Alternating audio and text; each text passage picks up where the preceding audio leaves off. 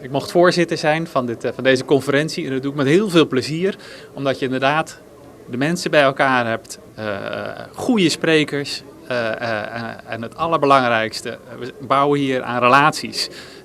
Relaties om de inhoud van het Koninkrijk beter te krijgen, om het beter te krijgen voor de mensen. Nou, dat was inderdaad vandaag gefocust op vooral de economische kant, ook wel een beetje juridische kant.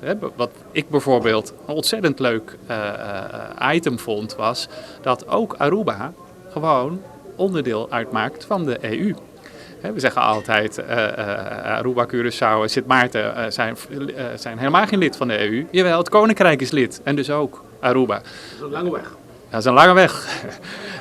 En zo waren er allerlei sprekers, maar ook debat, waarin we hebben gezocht naar hoe kunnen we het beter maken binnen het Koninkrijk. En waarom wil je het beter maken binnen het Koninkrijk? Omdat je het beter wil maken voor de mensen die in het Koninkrijk wonen. Wat je verwacht van de president van de Centrale Bank, een heel degelijk verhaal waarin ze zegt, Aruba heeft op deze manier haar financieel toezicht geregeld.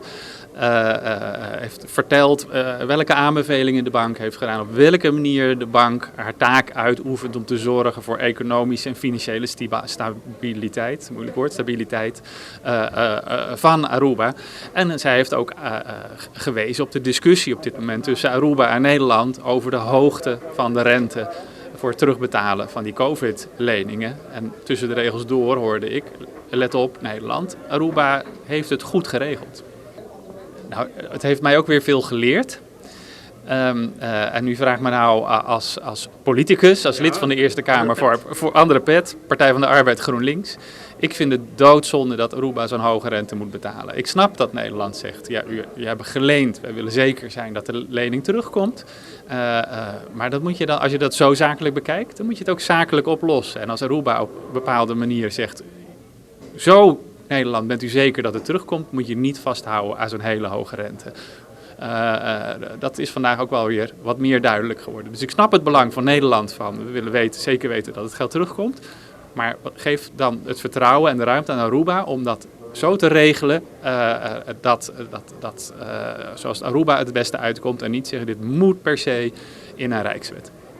Ik vind het sowieso goed als Nederland meer financieel bijdraagt aan de situatie op de landen en eilanden in Caribisch Nederland. Dat is nu eenmaal waarom we in een koninkrijk zitten. Ik vind dat iedereen, als er armoede is bijvoorbeeld of slecht onderwijs, dat we daar met z'n allen ons voor moeten inzetten.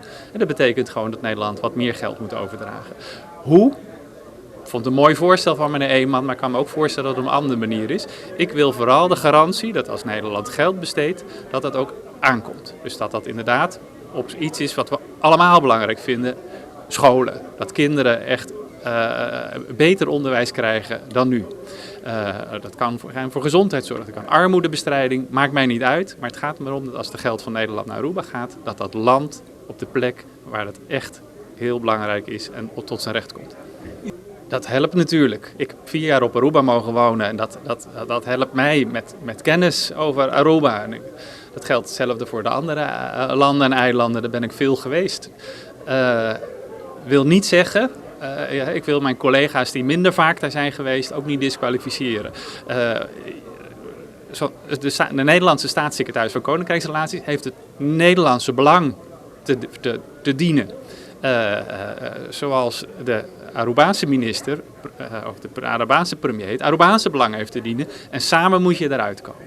Ik denk wel dat het helpt als je er gewoond hebt, dat je meer gevoel hebt voor de noden. Als je de eerste keer door Aruba rijdt, denk je fantastisch. Maar als je de 10e, 20e, 30e keer, dan zie je ook dat er mensen zijn die het helemaal niet fantastisch hebben.